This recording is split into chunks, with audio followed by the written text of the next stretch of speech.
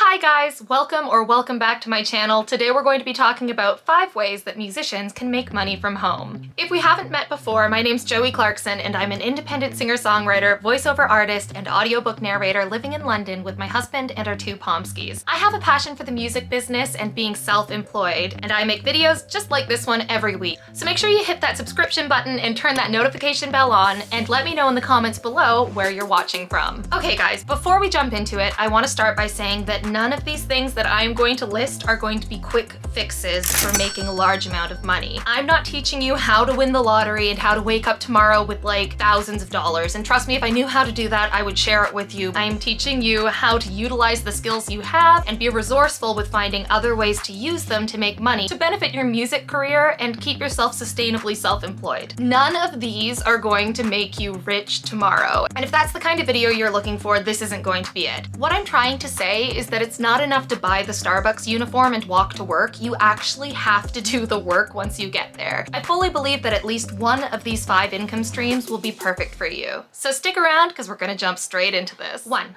Social media management. This one isn't going to be for everyone, but if you've stumbled across this video, chances are you're an independent musician and you're already used to running your own socials. Even before the pandemic, a lot of businesses were struggling to get their businesses seen online and develop a presence for their business on social media platforms. Whether you think you're an expert or not doesn't really matter. You just need to be able to sell yourself as somebody who is capable of helping businesses that don't know anything about socials create a presence on these platforms. If you don't have any experience running anybody else's socials, you can easily get this. Somebody around you will be looking for assistance. All you have to do is ask a friend if you can have access to their page to run a free week-long trial to see if you can help build their presence. As long as you can prove that you made a difference in that friend's social presence online, nobody else needs to know that you did that for your friend for free. You now have your first client that everybody can think is a paid client, and you can use that as proof of what you're capable of doing for other businesses. You can list your services on websites like Fiverr and Freelancer. I'll list some of them in the description below, but it won't be enough to simply list your services on these sites. You are going to have to promote yourself as a social media manager and look for work as well. 2. Content creation for blogs. Guys, there are so many blogs out there that are looking for new content. You might not be a professional writer, but nobody else needs to know that. Fake it till you make it. If you have something you're passionate about, it could be music, it could be traveling, it could be cooking, start writing and pitching your material to other websites and blogs. You might not be able to land yourself a page space right away, but chances are if you nurture and maintain your relationships, this could turn into a viable side hustle for you. So just start writing. 3.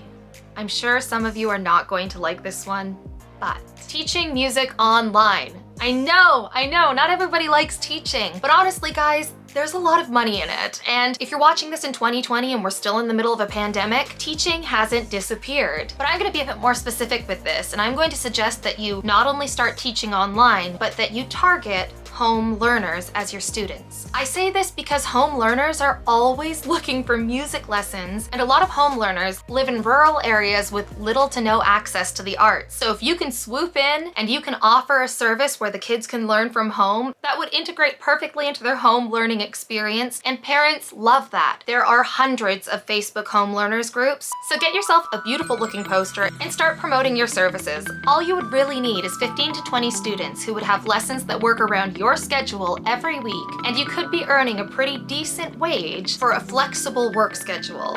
There are literally homeschoolers all around the world, and the great thing about that is that means you're not stuck to one time zone. So if you want to teach at 9 o'clock in the morning, you can be teaching at 9 o'clock in the morning. All you need is a decent internet connection and a lot of enthusiasm. And you don't necessarily need it, but if you want to set parents' minds at ease and one-up other teachers who are going to be offering this service, get yourself a DBS check. It will help and make you look more professional and more appealing to parents who might be sitting on the fence. 4. Might be showing my age here, but raise your hands if you had to take an infotech class in like grade 7 where you had to do blind type testing.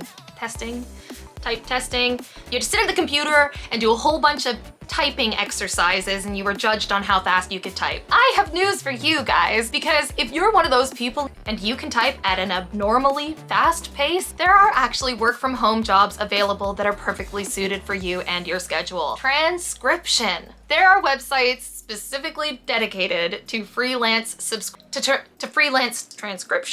transcribers, and you can make decent money from it if you are an accurate and fast typer. And it doesn't cost you anything to start. These can be really flexible hours where you're working from home. You just pop on your headphones, you listen to what's being said, and you type away. This isn't something that you want to be doing all day, every day, but it is something that can work really well for 1 to 2 hours, and it fits around your schedule. Most of us have a computer, most of us are pretty fast at typing, and honestly, if you're not, you're only gonna get better as you go along. So I think it's a pretty viable way for musicians to make an extra form of income. So if you're looking to like exercise those grade 7 skills that you were taught that were so important back then, transcription might be for you. Okay, 5, this is my personal favorite, and I saved it for last because, well, it's my favorite. Voiceover work.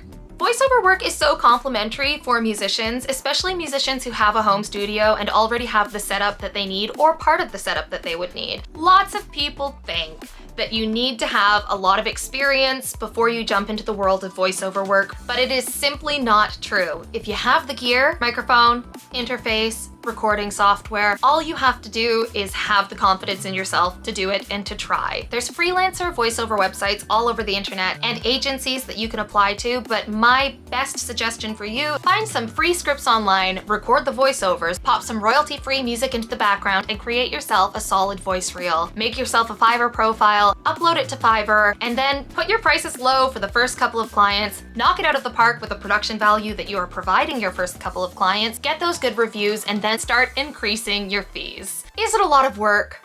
Absolutely. At the beginning, it can feel really grueling, but it all becomes worth it when you get that one voiceover job that takes you like 20 minutes and pays like $100. It's worth the hustle. If you don't feel confident in your speaking voice, this job might not be for you, but I think that there's a market for everybody's voice in the voiceover industry because there are so many different characters and so many different approaches that adverts want to take with their voiceovers. So if you just feel like your voice isn't as marketable, I think you should maybe reconsider and try making yourself a voice reel. It's so much fun. The first time I did it, I just drank a lot of wine with my friend. We sat down and we made our own voice reels, and it was so much fun, and we were so surprised. We actually had business the next day after we uploaded them. You never know, so just take the time, try it out, see what happens. And there you go, folks. Those are 5 ways that musicians can make money from home in 2020. None of these income streams are going to make you rich tomorrow, but if you start implementing even one of them into your day-to-day life, you're going to be taking steps towards a more financially independent future that is sustainable to maintain alongside your independent music career.